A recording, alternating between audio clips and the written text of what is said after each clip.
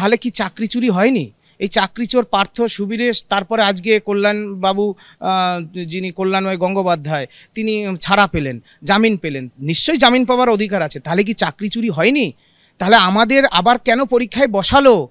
মহামান্য কোর্টের প্রতিও আমাদের আবেদন, এবং রাজ্যের মাননীয় মুখ্যমন্ত্রী যোগ্যদের চাকরি ফেরান। একজন যোগ্য বঞ্চিত হলে সংঘাত বাঁধবে। বেল পাওয়া অধিকারের মধ্যে পড়ে, আইনি অধিকার।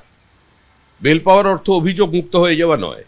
কিন্তু কল্যাণময় গঙ্গোপাধ্যায় কিংবা পার্থ চট্টোপাধ্যায় এই প্রাতিষ্ঠানিক দুর্নীতিকে শুধু সংগঠিত করেছিল, এটা পশ্চিমবঙ্গের কোনো মানুষ বিশ্বাস করেন না। এই দুর্নীতি প্রাতিষ্ঠানিক দুর্নীতি, তৃণমূলের সর্বোচ্চ নেতৃবৃন্দের দুর্নীতি। ভাবতে অবাক লাগে যে দুর্নীতি, যে চুরি, যে কারণে প্যানেল বাতিল হলো, দুর্নীতির কারণে, সেই দুর্নীতির কারণে প্যানেল বাতিল হওয়ার ফলে যারা দুর্নীতিটা করলো তারা একে একে জামিন পেয়ে যাচ্ছে। আজকে তারা একে একে জেলের বাইরে আসছে, এসে আবার লম্বা চওড়া বক্তৃতা রাখছে, নিজেদের দিকে বিবেকানন্দের মতো সৎ বলেও দাবি করছে। আইনের বিষয়, যদি কেউ জামিন পেয়ে থাকেন, তার মানে তাঁর আইনজীবীরা যে জামিন চেয়ে যে বক্তব্য রেখেছিলেন বা যে আবেদন পেশ করেছিলেন, আদালত মঞ্জুর করেছে।